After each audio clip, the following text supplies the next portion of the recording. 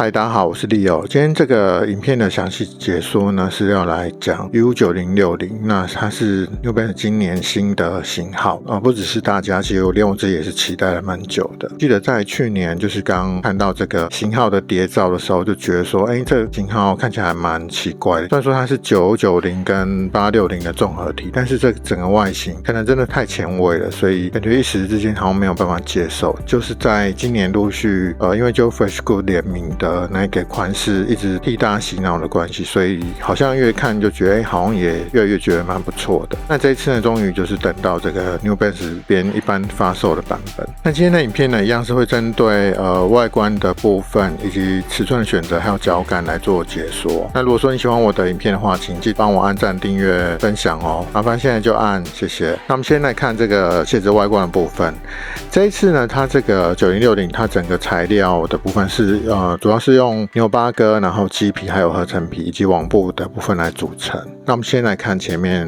的这地方，米色这边呢主要是一个牛八哥的部分，那内侧这边是算是比较像沙色的这种合成皮，然后再搭配网布的部分。那这边是有一个 3M 的区域，上面有绣一个小 N。那这次的鞋带它附的是这种白色的鞋带，可能在我这个灯光下面看起来会有一点偏黄，不过它是白色的这种鞋带。那鞋舌的部分呢，一样就是整个都是网布的这种延伸。那上面这边就是两块都是合成皮的部分，那它就是有做深浅不同的这种设计。那鞋标的部分呢，这边就是有一个9060。那因为这是一般发售的版本，所以说它没有像就 Freshgoods 的那个版本是用绣的，它就是一个塑胶贴片这样子。大家可以看出来，它就是一个塑胶贴片在这边。然后来看外侧的部分，它这次呢主要是把前后就是有做一些区别。前面的部分呢就是整个是米色的这种色块，那后面的话就是它有搭配另外一个颜色比较像是灰色的这种鸡皮的地方，然后上面这边算是一个比较深褐色的比较长毛的鸡皮。然后这个 N 呢是属于 3M 的这种大 N 的设计。然后中底的话呢，它其实也是一样分两块，就前面的这个区块是比较浅的，那后面就是有比较深的这种偏黄的感觉。那后面这边是有一块这个网布的地方。然后来看脚后跟的地方，这边就是有一个 New Balance 的袖字在这边，其实这边就是前面的这种延伸过来。然后它中底的话呢，就是它这边就是有标一个 Absorber 的这种中底。那这个 Absorber 的感觉呢，是跟之前我们看过那种998、1600那种是完全不一样，它是非常软，摸起来是非常软的，就压下去都很软。它包含这中底一样，都是压下去都是很软的这种感觉。那鞋带孔这边它就是有特别做出这种凹凸的这种设计。那内侧的 N 呢，它是用这个银色绣线把它绣上去的，算是内外侧都有做出不一样，两侧 N 是不一样的。那大底的话呢，就是它这次呢没有特别标示说是用什么科技什么，它都没有标示。那就是这边有一个 New Balance 的字样这样子，然后就是有6个像这种垫片的地方。那前面这边是有一个 N 的字样，就跟990 V3 一样，就是这边有一个 N 的地方。那因为这是一般发售的版本，所以说它的细节就没有像就 Freshgoods 的版本那么多。像就 Freshgoods 的那个版本，它后面这边还有印上 New Balance， 但这边就是没有。那 3M 的区域呢，就是大概是在前面这个地方。我看一下补光灯，就是可以看到说，就是在这边还有 N， 然后还有这边鞋带孔的两侧，就这边，然后就没有，这是 3M 的地方。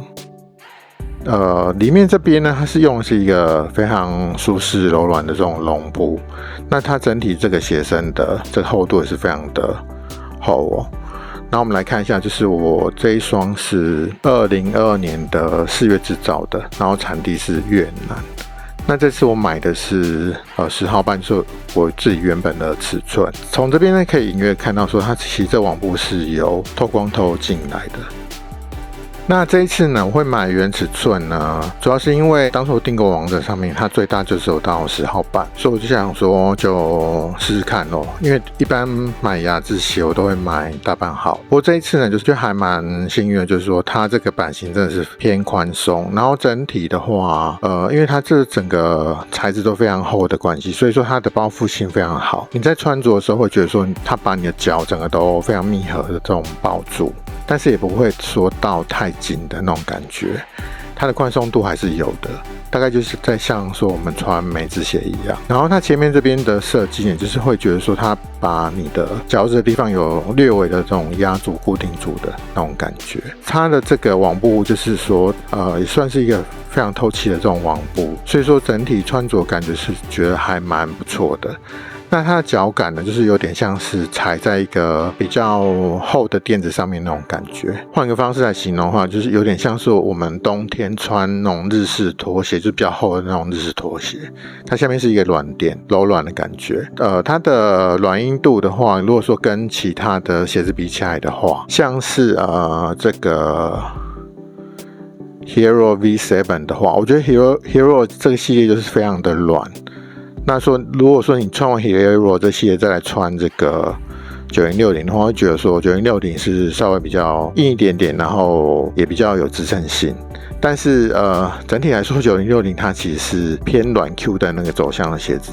那如果说你又跟这个2002R比的话，你会发现说2002R的脚感真的是还蛮偏硬的，但是我们大家都知道说2002R其实是算有点 Q 弹的。这样形容下来，大家可以感受到说，这3款鞋子就是说，在这边这样比起来的话，它大概就是2002R在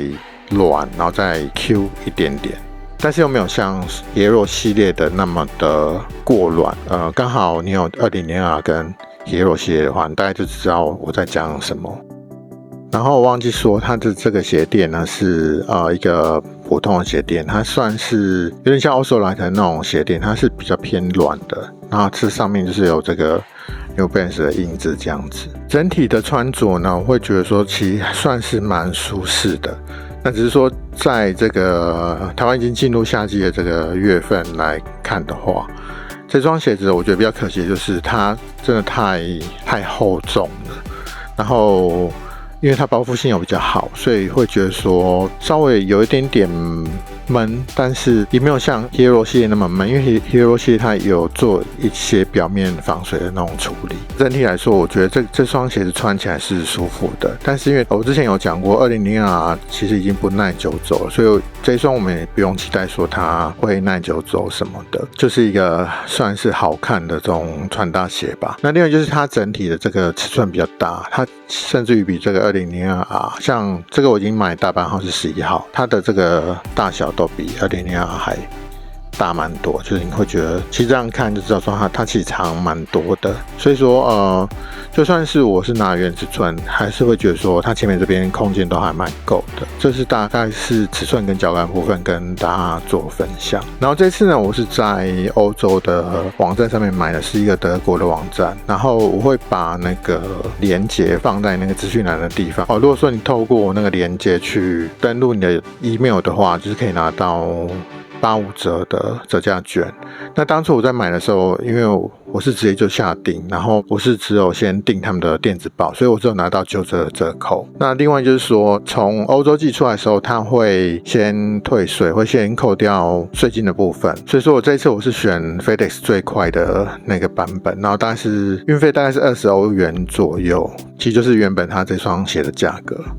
那只是说进来台湾的时候，就是我要再付一个400多块的税金，所以说这整双鞋子我买下来其实不到5000块，那我觉得是还蛮合理的。我也相信说之后会再出更多新的配色，虽然说第一波的配色目前看起来好像都还好，只有这一双比较好看一点。但是我相信之后会像5740那样子会出更多新的配色，所以可以等到有自己喜欢的配色再买这样子。好，那以上是今天这个9060的开箱的详细解说。然后如果说有什么问题的话，都欢迎留言，我们可以一起讨论。那谢谢你看到影片的最后，喜欢我的分享的话，请帮我按赞、订阅、分享这个影片给您喜欢 New Balance 的朋友。那我们下次开箱见，拜拜。